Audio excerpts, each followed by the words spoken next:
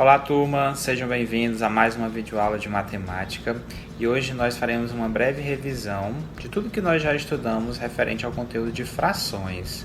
Nós iremos nas próximas aulas aprofundar esse conteúdo, mas nesse momento a gente vai revisar tudo que já estudamos a fim de verificar se já conseguimos de fato aprender o que já foi apresentado e darmos prosseguimento ao conteúdo.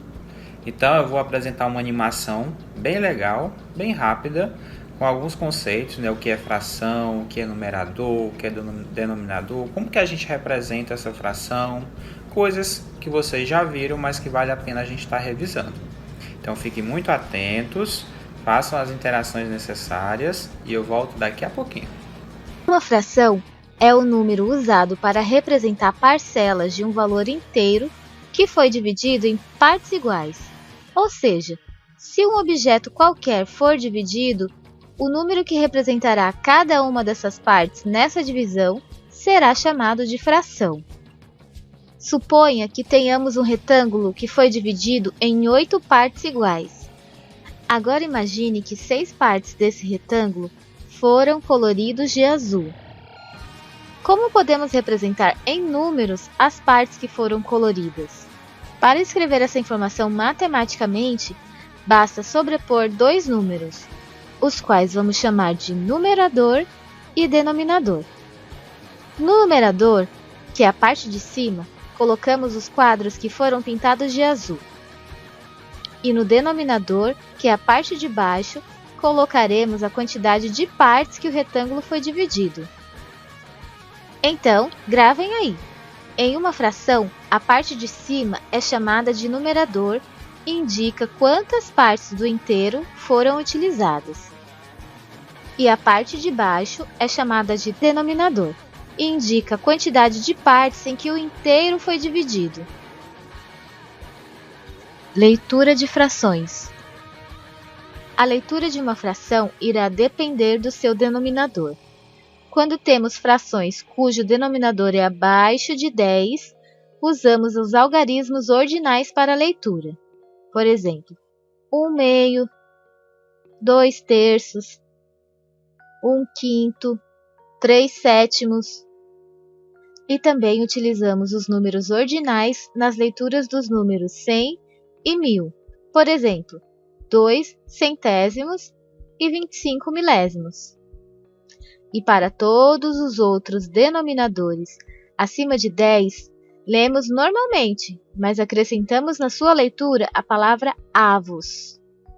Por exemplo, essa fração não se lê assim, 7/11 ou 5/23. Não. Nós lemos os números normalmente, temos um 7 e um 11, e acrescentamos a palavra avos no final. Então fica assim, 7, 11 avos.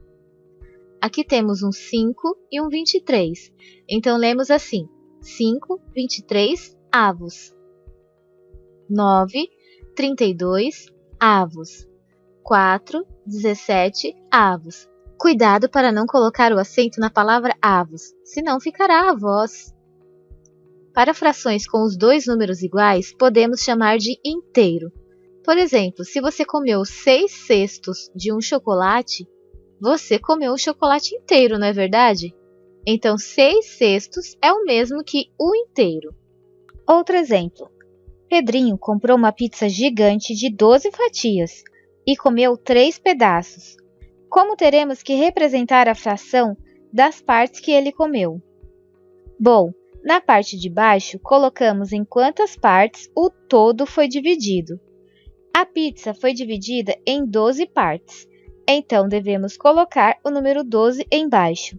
Na parte de cima, devemos colocar as partes que foram consumidas, ou seja, 3 partes. Então, a fração deve ser lida assim, 3/12 avos. Vamos aprender a representar uma fração em forma de desenho. Por exemplo, 3/8. Para representar essa fração em uma forma de desenho, você pode utilizar uma figura geométrica, um círculo, um quadrado, um retângulo, etc. Vou utilizar um retângulo. Comece sempre a dividir o desenho de acordo com o número que está embaixo, de acordo com o denominador, que indica a quantidade de partes em que o inteiro foi dividido. Nesse caso, 8 partes. Pronto, já dividi. Agora, vou colorir a parte que foi utilizada, que são 3. 1, 2, 3. Prontinho. Vamos ver se vocês entenderam? Como nomeamos essas frações?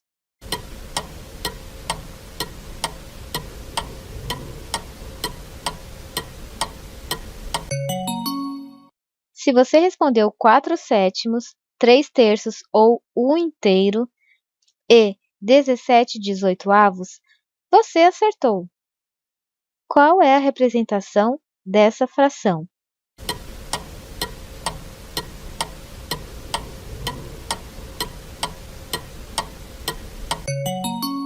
Se você respondeu a letra C, você está correto. Como podemos representar em números as frações abaixo?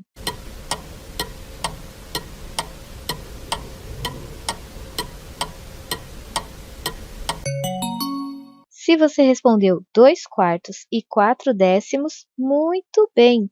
Você compreendeu direitinho. E aí, gostaram da animação? Espero que sim, né? Foi bem simples, bem rápido, mas tenho certeza que deu para relembrar muitas coisas que nós já estudamos. Então agora nós iremos lá para o nosso grupo de WhatsApp, onde estarei encaminhando uma atividade também bem simples para vocês estarem fazendo essa verificação desses conteúdos já abordados. E nas próximas aulas nós retornamos com mais fração. Grande abraço a todos!